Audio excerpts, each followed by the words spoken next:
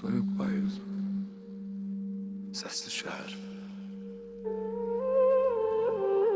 bir hatire, bir nefes, biz.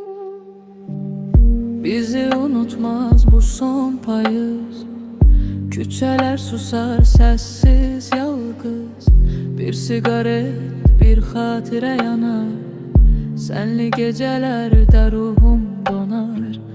Karanlık bulvar, denizde sükut.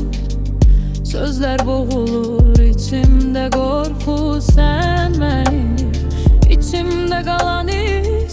Soyuk havalarda iten bir ses. Kal bir anlık, donsun zaman. Bizim için ağlasın bulutlar, tamam. Son defa bak yüreğimde kalanam. Payız terk etsin bizi, biz kalak devam.